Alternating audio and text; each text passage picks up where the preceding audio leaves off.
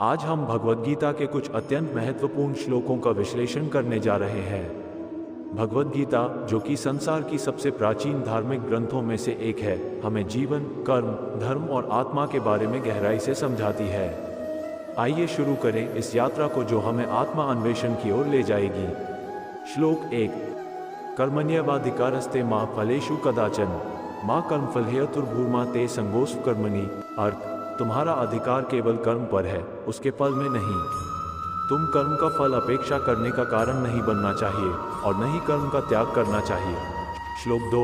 वासांसि जीर्णानि यथा विहाय नवानि गृह्णाति नरोप्राणि तथा शरीरानि विहाय जीर्णान्यन्यानि सयाति नवानि देहि। अर्थ, जैसे मनुष्य पुराने वस्त्रों को त्याग कर नए वस्त्र धारण करता है, उसी प्रकार देही आत्मा पुराने शरीर को छोड़कर नया शरीर प्राप्त करती है। श्लोक 3। यदा ते मोहलिल बुद्धिर्व्यतितृष्यति तदा गंतासि निर्वेदम श्रोतव्यस्य श्रुत्स्य च। अर्थ, जब तेरी बुद्धि मोह की जटिलता से पार हो जाएगी, तब तू सुनने और सुने हुए विषयों के प्रति उदासीनता प्राप्त कर लेगा। श्लोक 4। सर्वधर्मा परित्यज्य मामेक शरणं व्रज अहम त्वा सर्वपापेभ्यो मोक्षयिष्यामि मा शुचः। अर्थ, सभी धर्मों को त्याग कर केवल मुझे ही शरण में आ जाओ, मैं तुम्हें सभी पापों से मुक्त कर दूंगा, तुम चिंता ना करो। श्लोक 5। यदा यदा ही धर्मस्य ग्लानिर्भवति भारत अभ्युत्थानं धर्मस्य तदात्मानं सृजाम्यहम्। अर्थ, हे भरत, जब जब धर्म की हानि और अधर्म की वृद्धि होती है, तब तब मैं स्वयं को प्रकट करता हूँ। श्लोक 6। परित्राणाय साधूनां विनाशाय च दुष्कृतम् धर्म संस्थापनार्थाय संभवामि युगे युगे। अर्थ, मैं युग युग में साधुओं की रक्षा, दुष्कर्मियों के नाश और धर्म की स्थापना के लिए अवतार लेता हूँ। श्लोक 7।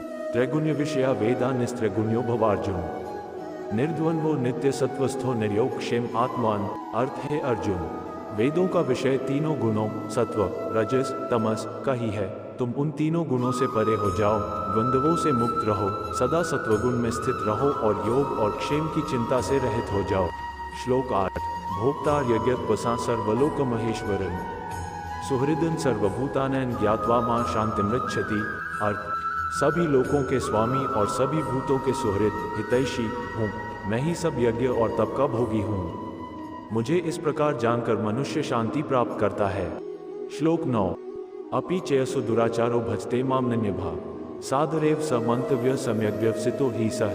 अर्थ, यदि कोई दुराचारी भी मेरी अनन्य भक्ति करता है, तो उसे भी साधु ही मानना चाहिए, क्योंकि उसने अच्छी नियत से निर्णय किया है। श्लोक 10।